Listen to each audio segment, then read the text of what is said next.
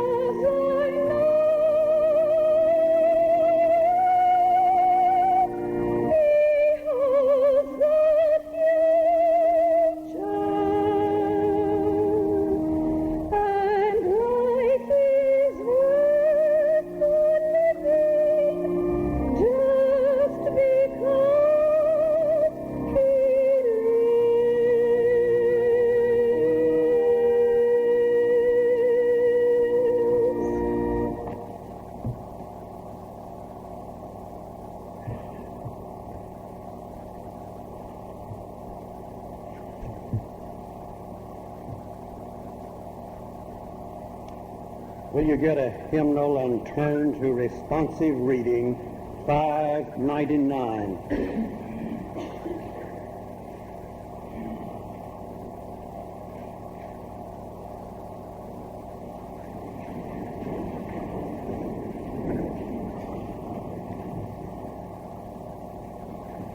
The glory of the Lord.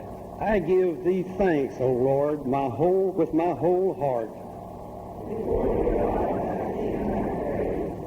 I bow down toward thy holy temple and give thanks to thy name for thy steadfast love and thy faithfulness.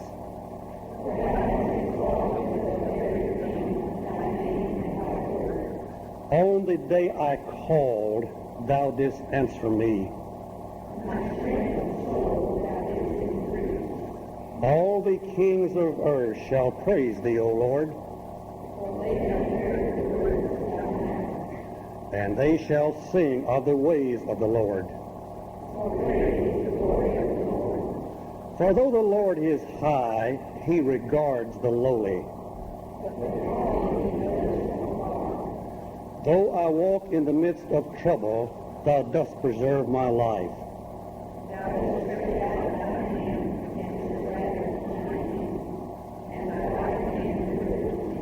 The Lord will fulfill his purpose for me.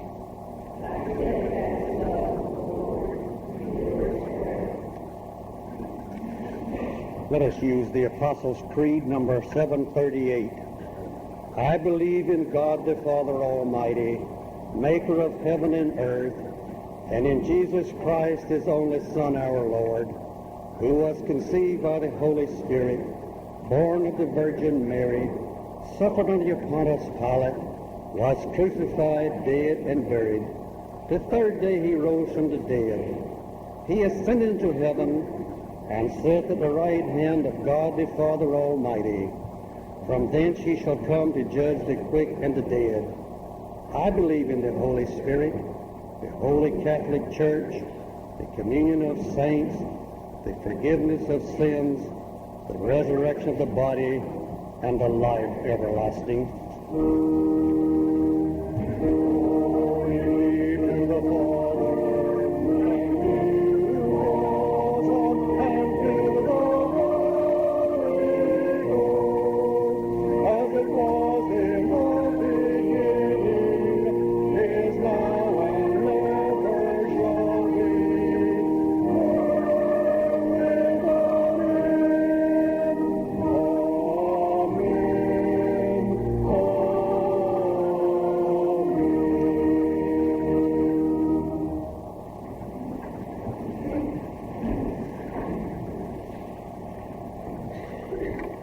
I bid you welcome this morning.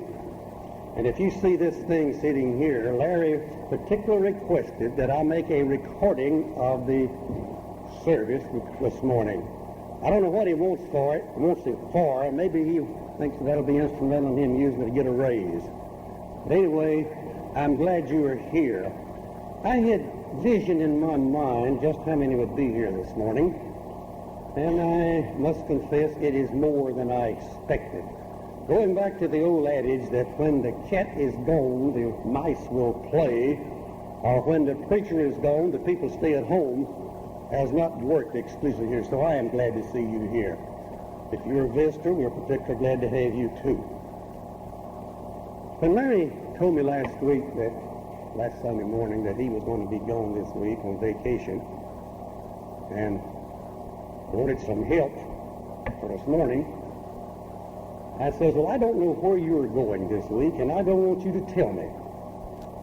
He says, well, the wife's mother will know where we are. I says, well, then don't give me your wife's mother's phone number, because I don't want to know it.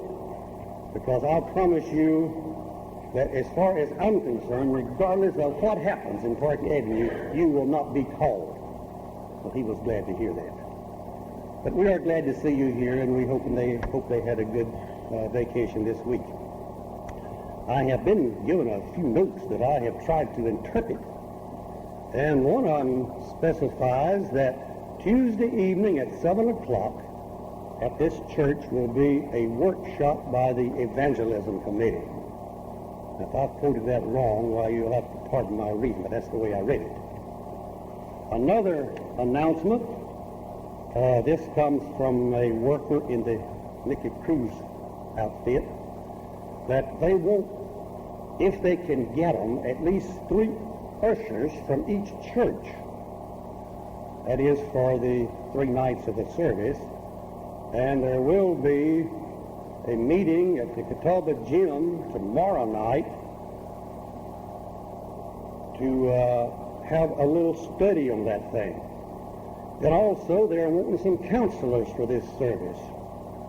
And if they can get a counselor from this church, they're calling for a meeting this afternoon from 1:30 to 5 at the First Baptist Church, in which the proposed counselors will be instructed as to what is expected of them. So much of that. I hope I've read that right. As far as the hospital patients are concerned, I have not been given any information other than the 2 you have listed on the bulletin, which is Waterloo Jordan at Rowan, Mary Knupp at Baptist Hospital in Winston. I have also been informed that Mary will undergo surgery Tuesday. As I also understand, she is in room 1005. And where's Hazel? Did you say you have the zip code for the hospital? 27702 is the zip code at Winston-Salem to Baptist Hospital. I know that Mary would be glad to get a card from some of you. Also, another thing that I have been asked you to read, that's over on the last page, that Methodist Men's Club is sponsoring a breakfast April the 23rd at 8 a.m. Tickets are $2.50 and all proceeds will go to the repair fund. I understand from that the materials for the breakfast is being donated by various members. Now, this also includes the ladies, because they finally decided that ladies like ham as good as men. So they want a good attendance. It is necessary that the proposed attendance be known ahead of time so that the cooks will know how many to prepare for.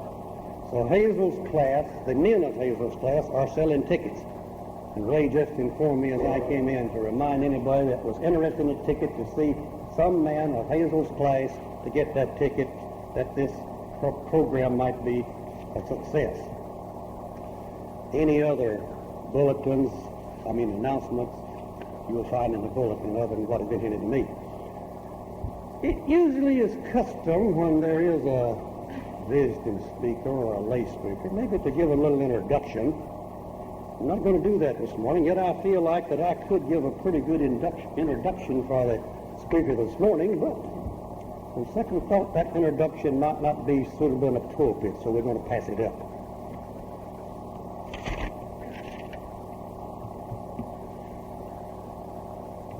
Let us have our morning prayer. Father, as we assemble here, we pause in a moment of solitude and appreciation for what you have been and done for us. We're glad for this privilege. We're glad that we live in a land in which we can assemble as a church without the fear of being bothered by government officials. So we ask that you be with us. May our having come here this morning be beneficial to us and give us an insight and an inspiration that we might follow in the weeks to come, that will make us a better representative of yours, that people in seeing us can realize that we have been touched by your hand and that we are fulfilling our mission as a member of your group.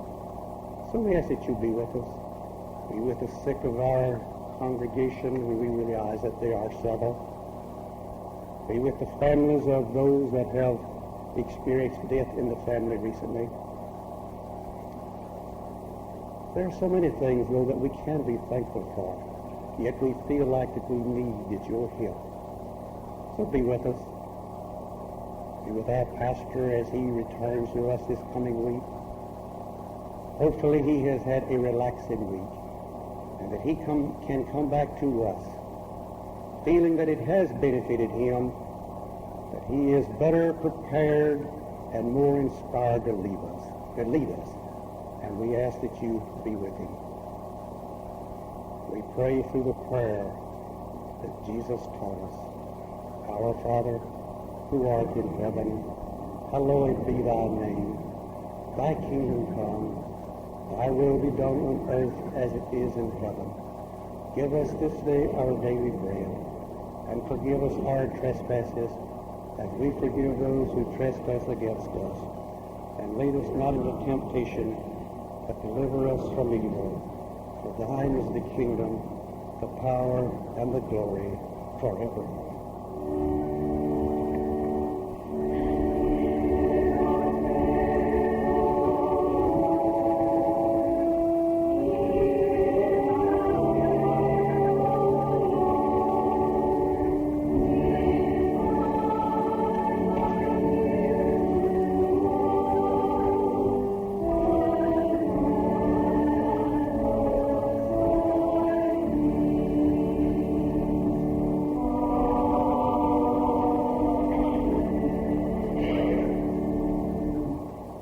One thing I was told before we left the choir dressing room, that we want to be out of here before 12 o'clock. And at the rate my progress is going, we're going to be out here a little bit before, unless the speaker talks an awful long time. May we now receive our morning offering.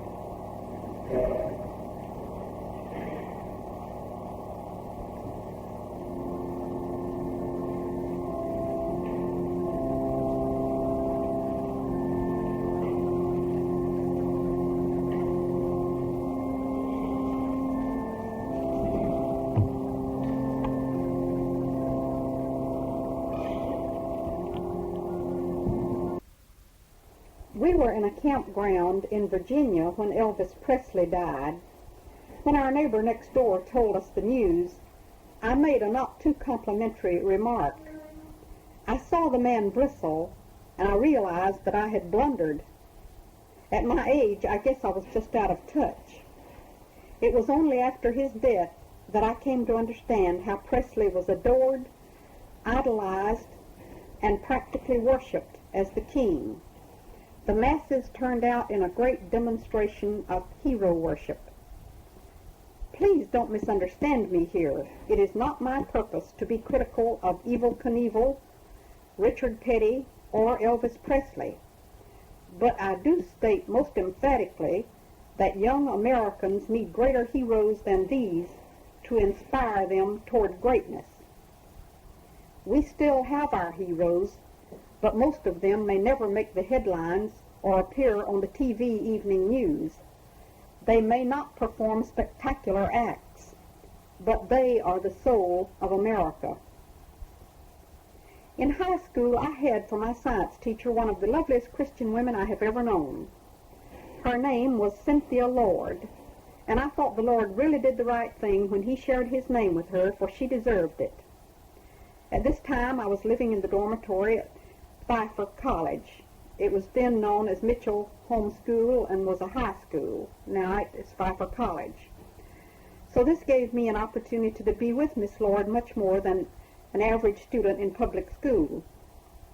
The mark Miss Lord made on my life has lasted for 50 years, and I thank God that she was a part of my life. It was through her eyes that I came to love and appreciate God's handiwork in creation. She showed me the stars in the heavens as I had never seen them before. She made me wonder about the beauty and complexity of the plant life around me and the millions of little creatures crawling underfoot. We sat together watching an evening sunset, and she explained what made the horizon glow with the brilliant reds and oranges and golds. My highest ambition was to be like Miss Lord. She was my heroine, but she earned that right. She had nobility of character, moral integrity, and she was able to inspire her students to give of the best that was in them. Another person who influenced my life in a very helpful way when I was a teenager was a family doctor. Following my mother's death, when our spirits were crushed, this man shared with me his philosophy of life. He insisted that no matter what happens to us, we can still find life good and worthwhile if we only realize that happiness is within us. He warned me that I would always be at the mercy of other people and material things if I let my happiness depend on them. His advice was, build within yourself a faith and trust in God and His goodness, and your happiness will be within you, and no one can take it away. Late in his life, after the death of my own father, I sent this doctor on Father's Day a card with a note in it thanking him for sharing his Christian philosophy with me. He too was a hero, but one who would have been embarrassed at being called one. God gave us His Word, Jesus Christ, a man who was strong of character, determined in purpose, compassionate in his love for lost sheep, and utterly devoted to the will of his Father. This Word is God's gift to you. What you do with Christ is your gift to God.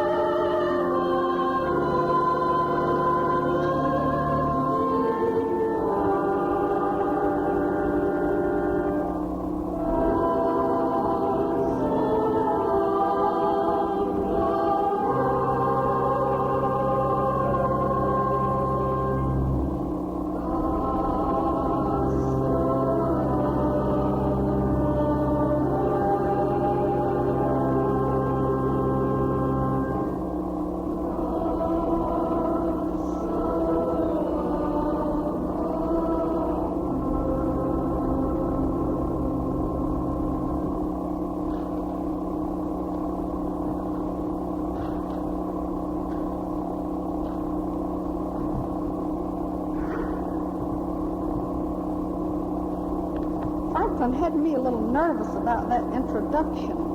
That's one thing we didn't discuss, and I had no idea what was coming. I heard Larry tell him to give me a good introduction. If he didn't feel like that, he could do that. I'd just as soon have none at all.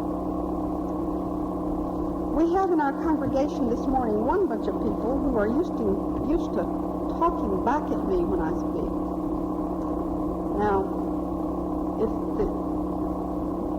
it just grows too unbearable for you to remain silent, just remember that it may be even worse for me to try to keep talking. I really am going to miss those interruptions.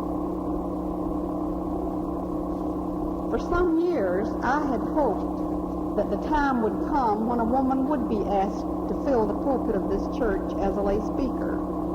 But I had no plans to be that woman. Sometimes we have the very human way of saying that we believe in a thing or that we want a thing for other people, but not for ourselves. Some years ago, when I was teaching and counseling the young people in the church, we had a lesson on stewardship, and during a discussion on the practice of tithing, one teenager threw her hand into the air and declared real sincerely, "Mrs. Page, I think tithing is the thing to do. I really do." I said, "Okay, Janice, the real test of what we believe is what we do.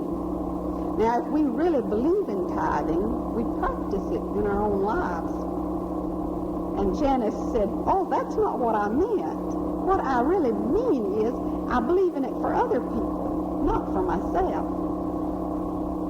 So it may be that I was a little bit like Janice. I believed that this ought to be done, but I didn't believe that I would be the person to do it.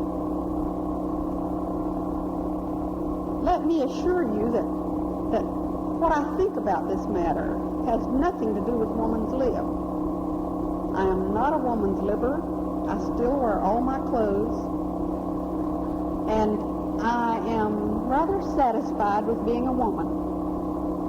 It gives me an excuse to ask Franklin to do all the hard, nasty chores. Now, if I were a man, who in the world would I ask to do these messy things I don't want to do? So it just may be that Franklin is the one who needs liberating. I'm still old-fashioned enough to believe that some jobs are better left in the hands of men, and I have no urge to compete with them.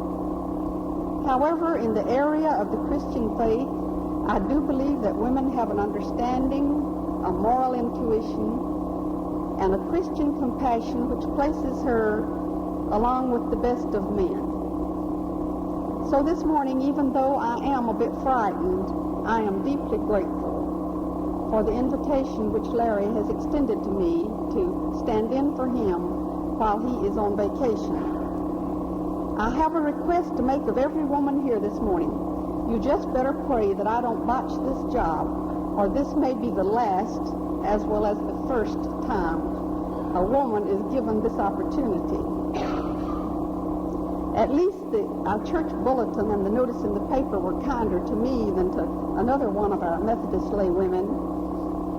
Her local paper said, "Mrs. Freeland, president of the United Methodist Women, will be the speaker, and the choir will sing, 'Oh, Lord, have mercy.'"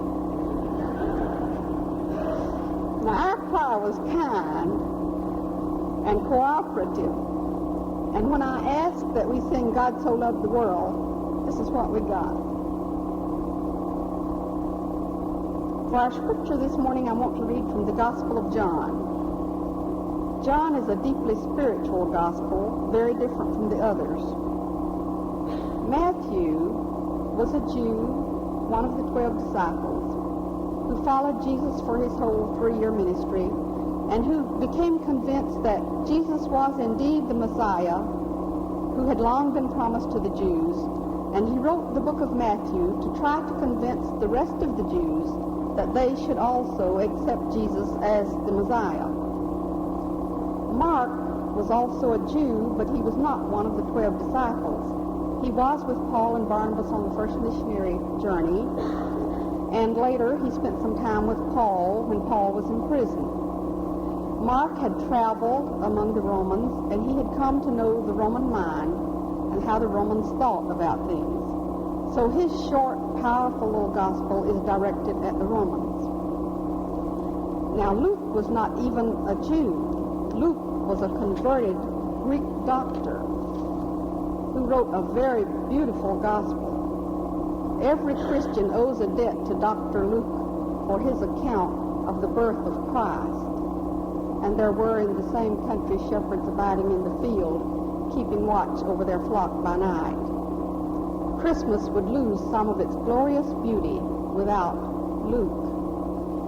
Luke was trying to convince the Greeks that Jesus was not only a man for the Jews, but also a man for the Greeks. But John's gospel is different. Unlike the first three, it is not a narrative story of the life of Jesus Christ. John was the only one of the four gospel writers who lived to be an old man. The others suffered martyrdom long before John's death. And John's writing is a work of spiritual wisdom gained from a long life of preaching and teaching in the name of Jesus Christ. His gospel is not aimed at any one race or clan. He was just writing to all people, and we feel this when we read his gospel. He had lived to be an old man, and he knew how keenly people need to feel the love of God, and it seems that his gospel was directed in this manner. The other writers attempt to tell us the things that Jesus did and said. John probes deeper and tries to show us and tell us who and what Jesus really was. He refers to Jesus as life, light, truth, the shepherd, the Word. And I want to read from the first chapter of John's Gospel from the King James Version, just some scattered verses from the first chapter. In the beginning was the Word, and the Word was with God, and the Word was God. The same was in the beginning with God. All things were made by him, and without him was not anything made that was made. In him was life, and the life was the light of men. And the light shineth in darkness, and the darkness comprehended it not. That was the true light which lighteth every man that cometh into the world. And the Word was made flesh and dwelled among us. This writing from John is sort of like a great piece of music. It's beautiful, it's mysterious, it stirs our emotions, and we feel the words John are saying here. And yet we may find ourselves asking, what is he really saying? What does he really mean here? My dad loved the book of the Gospel of John. I think I heard him read and quote more often from the Gospel of John than any other part of the Bible. And as a child, I did some pretty fuzzy thinking about what I heard my father say. Let's read the same scripture from the paraphrased, as it's written in the paraphrased version, the Living Bible. Before anything else existed, there was Christ in God. He has always been alive and is himself God. He created everything there is. Nothing existed that he didn't make. Eternal life is in him, and this light gives light to all mankind. His light is the light that shineth through the darkness, and the darkness can never extinguish it. Later on, the one who is the true light arrived to shine on everyone coming into the world. And Christ became a human being and lived on earth among us. I don't know about you, but I have had a tendency to think of God as having been alone in the universe until he created man. And I didn't really put Christ into the picture in a very realistic sort of way until Christ appeared on earth as the babe of Bethlehem in human form. But John says here, in the beginning was the Word, and the Word was with God, and the Word was God, and the Word became flesh and dwelt among us. Man desperately needed a living example of what God is like. So Jesus became flesh and dwelt among us. Through him we catch a vision of the kind of persons God calls us to be. Yet, in spite of the perfect example set by Jesus Christ, man still strays and goes wrong. I don't believe that the average person who goes wrong does so by deliberately deciding to become a bum or a rascal or even a respectable sinner. It's usually a step-by-step chain of circumstances or choices or a way of life which finally traps its victim. And the victim finds himself in a situation he didn't anticipate and usually regrets. Let's take a very typical example of this. Harold was taken into court on charges of embezzlement. It really started rather innocently. The first time Harold took money which didn't belong to him, he thought of it as a loan. Even the second and third time, he fully intended to pay it back. But the practice continued, the indebtedness grew, until it became impossible for Harold to make up that deficit. Then, Harold became an embezzler, not by intent, not because he decided to become an embezzler, but because he failed to live up to the best that he knew in the early stages of his involvement. Jesus spoke very often about the ordinary things around him. He spoke of the sheep and the shepherd. Sheep and shepherds were very common in the time of Christ. Having never lived around sheep myself, I know very little of their habits, but I did read an author who says that sheep simply nibble themselves lost. A sheep will be attracted to a clump of grass, and then another, and he nibbles his way along, and he doesn't realize that he's straying from the flock. Finally, when he does look up, he is frightened and lost and has no idea how he got there. In this way, we resemble sheep. We can simply nibble our way lost. We can get lost simply because we fail to live up to the best that we know. We settle for so much less than the best. I really feel that this generation of young people has lost something very significant in the matter of hero worship. We all need heroes. God gave us his best example in Jesus Christ. But a real hero is a person of noble character and moral integrity, committed to the best that is in them, and who has the ability to inspire in others the best in them. Heroes sometimes do great things, but heroes may just live great lives. We still have our heroes today, but too often people are given hero status who don't deserve that distinction. A man may do a very spectacular thing. He may try to jump a canyon on a motorcycle, but that doesn't make him a hero.